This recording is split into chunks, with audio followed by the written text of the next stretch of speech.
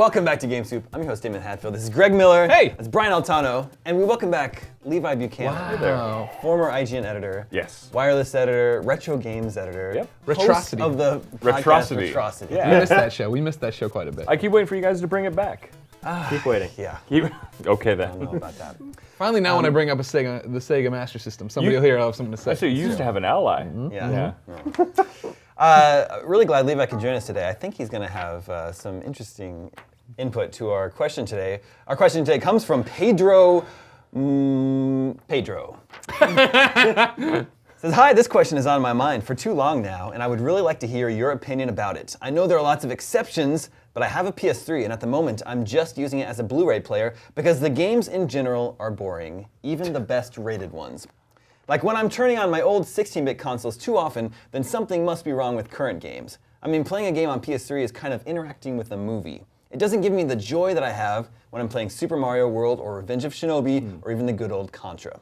While playing an old game requires you to learn the game mechanics, the levels and the bosses, playing a current game is like just watching a story unfold with your help, secured by countless checkpoints that prevent you from doing anything wrong. The thing is, I still remember every single detail in every single level of Contra, while I remember just some random cutscenes from the new Tomb Raider. This has to mean something, right? Of course, there are some recent games that I loved, like Deus Ex Human Revolution and the new Super Mario Bros. Games, which still offer that feeling of joy while playing. Anyway, sorry for elaborating this month, but I would be very thankful if you guys could give your opinion about this. I feel like I'm the only one. Is Pedro onto something here?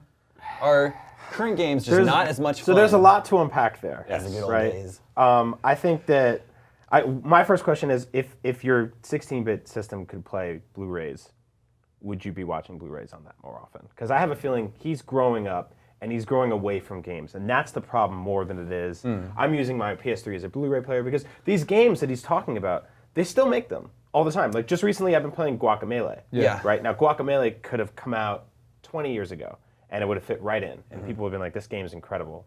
And it does that now, where it's not, you're not watching movies, you're not watching cutscenes. Like that's a very kind of pedantic way to sort of boil everything down. I don't think that that's where we are. There are games like that, but You're in the right. I think you're in the same vein as me, right? Like what Pedro's talking about is the fact that I can remember everything from these old games that I used to play. Probably because that was your one game, right? And that was the one thing as a kid you could just sink your time into and do nothing but that. And your parents worried about feeding you and getting you place to place, right? And now you're an adult and you have to worry about all these different things. What Blu-rays you're going to buy? Yeah. Plus, there's just so much more media. Yeah. Now, right? It's like when you're a kid, I would get games at like Christmas and then maybe one or two other times a year. But like now, it's just like Yeah. And you can't had, kill I it, mean, though. when you got those games, you had to love them because it was either that or go outside. So you would sit. you didn't wanna do Why would that. you want to do that? So you'd sit there and you'd play, Deadly Towers for 100 hours, and Deadly Towers sucks, but you had to love it, and it became iconic and it became part of your childhood, and that's part of nostalgia. Is when we look back at these things now and we go, it's like, oh, well, how come they haven't made a movie like, Gone with the Wind or Casablanca or something? I'm like, well, they make great movies all the time, but those were like the first movies. So forever they're going to be like, there's going to be the picture of the dude from Gone with the Wind with the girl in the movie theater, and we're like, It really made an impression on you. Yeah. It's an iconic moment in film history and stuff like that. And like we still have things like that, but it's just they happen more often now. I mean, you're absolutely right, because if these retro games don't exist in a vacuum, because there's a lot of history that comes along with them. And he said that he grew up with these games, so he's already bringing a whole bunch of his personal stuff with them. For me, a lot of these retro games I think about have very specific memories tied to them. I can tell you precisely what was happening the first time I played Alex Kidd. I can recreate. Well, sitting there with my friend Chris Bolton, long time childhood friend.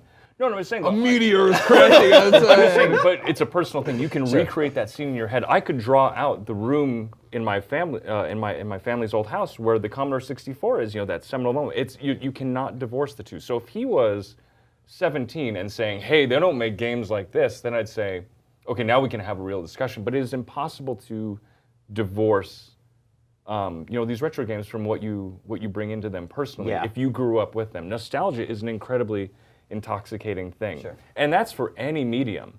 You're right when you talked about movies. Imagine what people were like when movies first, when the black and white, even the silent ones came out. I'm sure once color and things like that, folks that grew up with those are like, no, they don't make movies like that anymore. Yeah, I think it's a trap that a lot of people fall into, right? Can anyone guess who the person with who has the hippest taste in music that I know?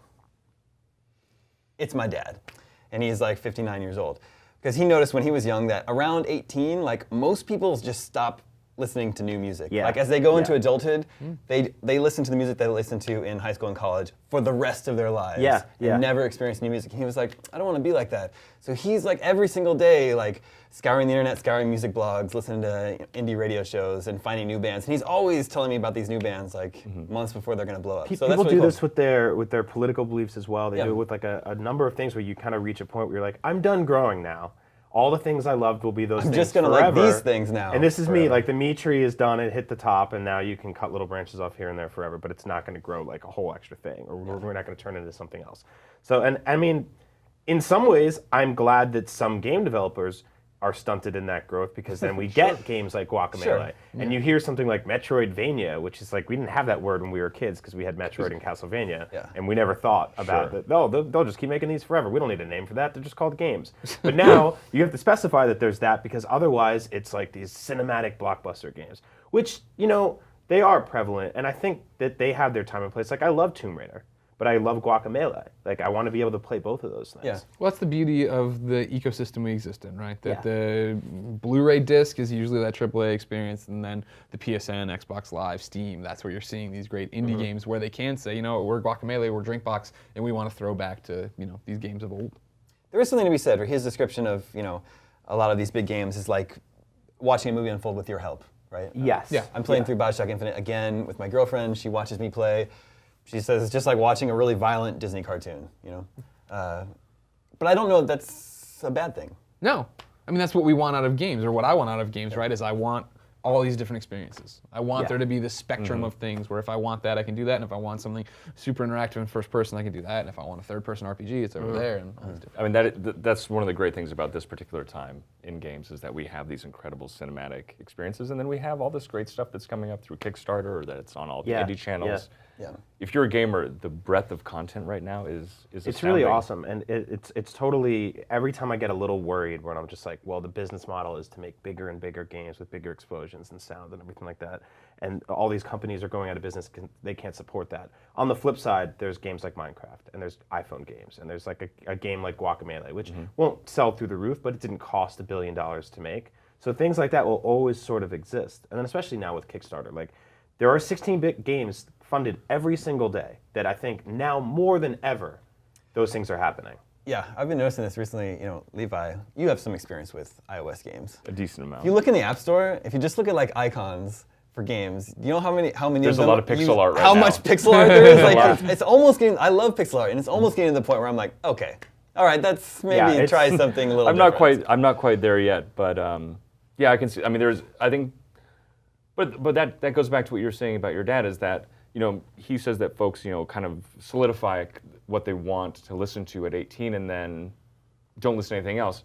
I think for me, at least for me personally, I still, you know, love all that stuff I listened to at 18, but I think my musical tastes have grown, but you can draw a direct line back to everything. You know, we were talking, you know, earlier about You can draw a Daft direct Punk. line back to Tears for Fears Exactly. and Depeche Mode.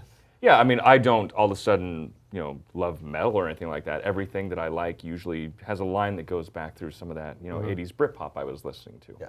So, I would say, Pedro, try to avoid becoming a cynical, like grumpy gamer, where you're like, oh, games. Back in my day. well, it's Don't like, make 'em like they used nostalgia to. can be an awesome thing, Yeah. and it can also be a very paralyzing thing. Yeah. And I think you're in that zone where it can be like, they don't make anything.